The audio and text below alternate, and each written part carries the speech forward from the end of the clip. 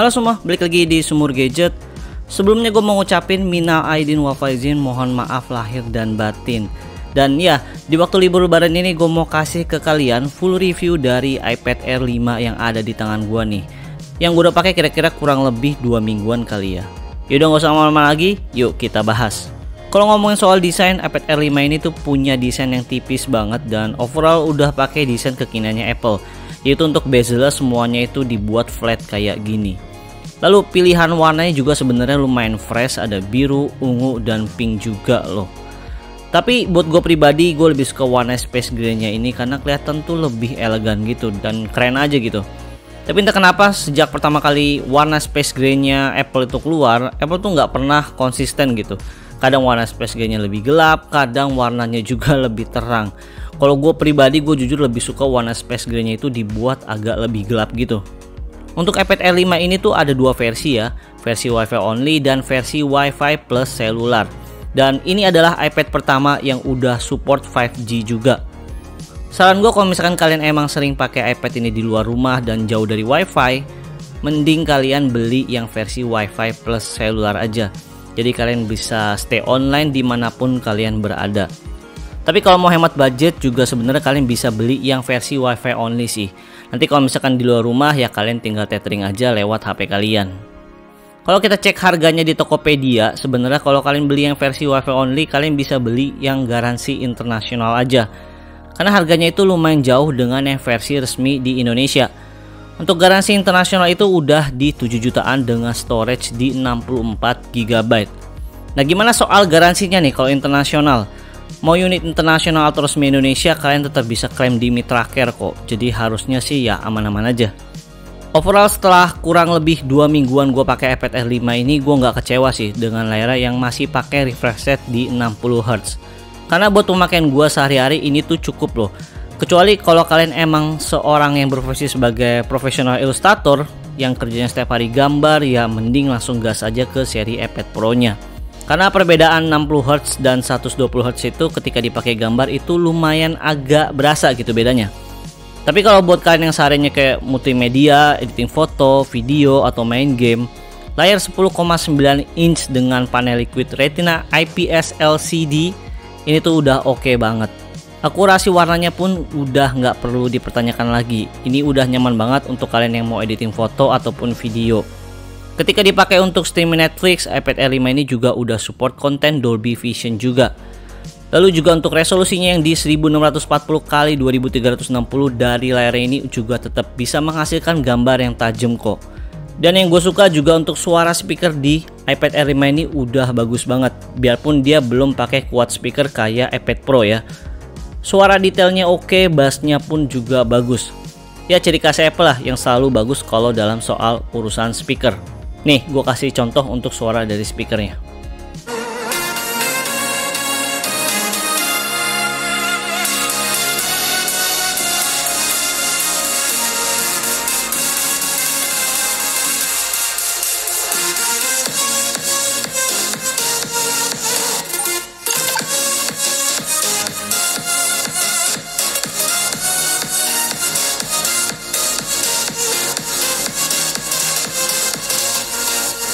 Gimana performance-nya?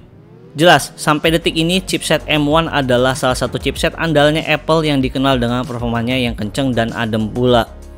Ini tuh chipset yang sama yang dipakai di MacBook Pro, MacBook Air, dan juga Mac Mini M1.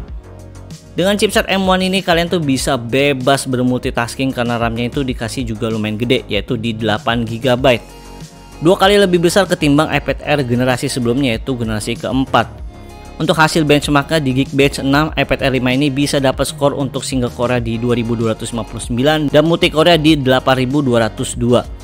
Lalu untuk Antutunya bisa dapat skor di 1 jutaan. Angka yang menurut gua tuh gede banget.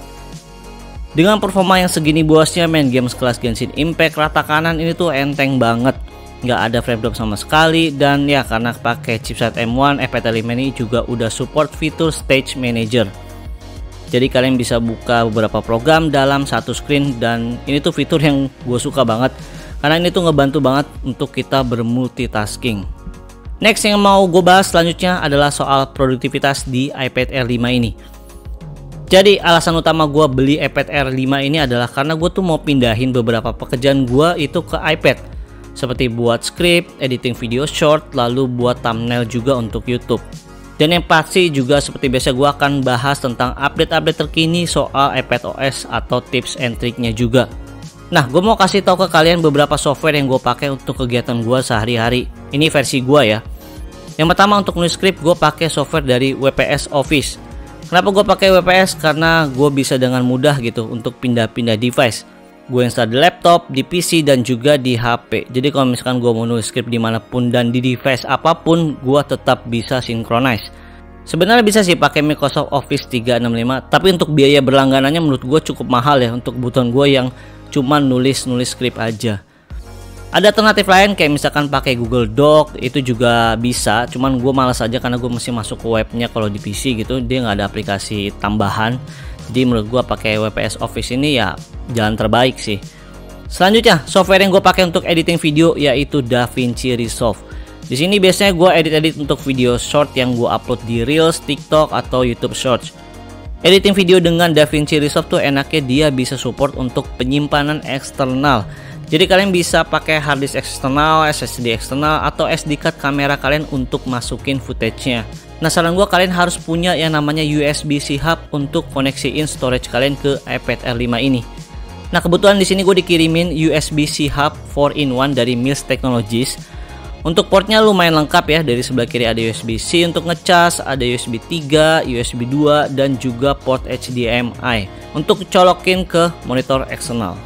Untuk build quality-nya ini juga udah solid banget tuh karena pakai bahan aluminium alloy, dan kualitas dari kabelnya ini juga tebal dan bagus banget kok. Kalau kalian merasa kurang untuk portnya, Mills Technologies juga punya versi lain kok, kayak yang 6 port, 8 port, sampai 15 port yang menurut gue ini tuh lengkap banget sih, sampai bisa wireless charging juga. Nah, saran gue kalian minimal beli yang udah ada port 3,5 mm nya biar kalian tuh bisa colok headset ketika kalian lagi editing video. Karena ini menurut gue tuh penting banget. Oke, lanjut. Software yang gue pakai untuk buat thumbnail YouTube adalah Adobe Photoshop. Karena biasanya gue tuh bikin thumbnail YouTube yang simple-simple aja. Menurut gue Adobe Photoshop tuh di iPad udah lebih dari cukup. By the way, ini bukan software yang free ya, jadi kalian harus berlangganan tiap bulannya. Kalau kalian udah berlangganan versi desktopnya, tetap bisa kok kalian pakai yang versi mobilenya.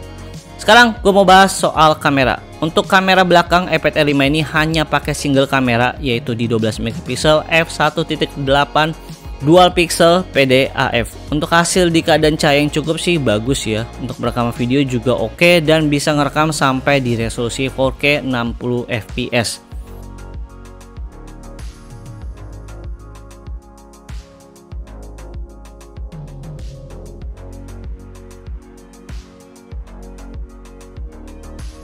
Lalu untuk kamera depannya nih juga udah lumayan banget. Dia di 12 MP f2.4 udah pakai lensa ultrawide. Dengan adanya lensa ultrawide ini jelas iPad Air 5 ini udah punya fitur center stage. Fitur yang sangat berguna banget buat kalian yang suka meeting online. Karena si kamera depannya ini bakal men-tracking kalian terus gitu. Kalian gerak kemanapun dia akan ngikutin. Untuk sistem keamanan iPad Air 5 ini pakai Touch ID ya, dan menurut gua ini adalah keputusan Apple yang tepat karena kalau misalkan dia pakai Face ID ya harganya nggak mungkin semurah ini. Untuk respon dari Touch ID-nya ini juga udah cepet banget kok, dan ya nggak ribet lah pokoknya. Karena iPad Air 5 ini udah support Apple Pencil 2, jadi buat kalian yang suka gambar ini bisa banget. Cuman ya pastinya ada sedikit perbedaan kalau kalian yang suka gambar di iPad Pro, yaitu di bagian respon dari layarnya aja, karena dari 60Hz ke 120Hz itu ya lumayan agak sedikit beda gitu.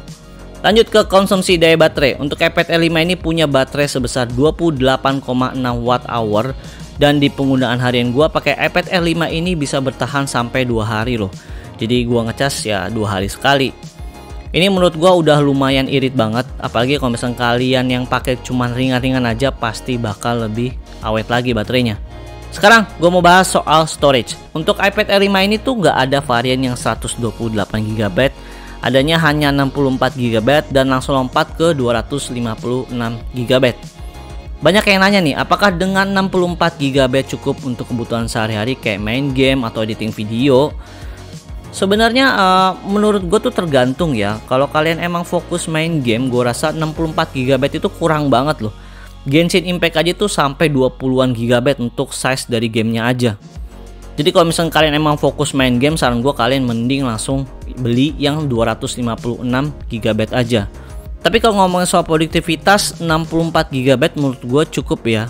Karena gini, kalau kalian mau editing video, kalian bisa pakai hard disk eksternal, SSD eksternal, atau ya mungkin kalian punya SD card eksternal. Itu bisa, dan menurut gua jauh lebih efisien ketimbang kalian harus pakai penyimpanan di iCloud. Karena kalau udah berhubungan dengan iCloud, kalian harus punya koneksi internet juga. Jadi menurut gua nggak masalah dengan 64 GB asalkan kalian punya ya external storage aja gitu. Dan yang pasti kalian punya USB-C hubnya juga. Oke, masuk ke kesimpulan. Dengan harganya 7,5 juta kalau kalian beli di TikTok Shop kayak gua, menurut gua iPad Air 5 ini jadi worth it banget. Dengan harga segini kalian bisa dapat sebuah iPad dengan performa yang kencang banget, dan tentunya bisa kalian pakai untuk jangka waktu yang lama. Lalu banyak pertanyaan kayak misalkan iPad ini tuh bisa nggak sih menggantikan sebuah laptop? Menurut gue masih belum ya, karena masih banyak software-software yang optimalnya tuh di versi desktop. Contohnya kayak misalkan Excel itu tuh kalau misalkan kalian buka data yang ribet banget di iPad tuh kayaknya belum bisa gitu. Dan posisi dari iPad ini menurut gue lebih ke pendukung untuk produktivitas aja, yang bisa kalian bawa kemana-mana dengan gampang gitu. Karena ini tuh iPad enteng, tipis, kalau dimasukin ke tas pun ini tuh juga nggak berat gitu. Jadi dibawa kemanapun kalian berada, ini tuh enak gitu. Ya palingan segitu aja untuk review dari iPad Air 5 ini. Semoga bermanfaat buat kalian yang lagi cari-cari iPad dengan harga terjangkau, atau mungkin kalian yang masih bingung gitu untuk uang THR kalian juga belum habis. iPad Air 5 ini bisa jadi salah satu pilihan kalian. Kalau kalian suka konten-konten gue, jangan lupa subscribe biar nggak ketinggalan video-video terbaru dari gue. Tian dari Sumur Gadget, pamit.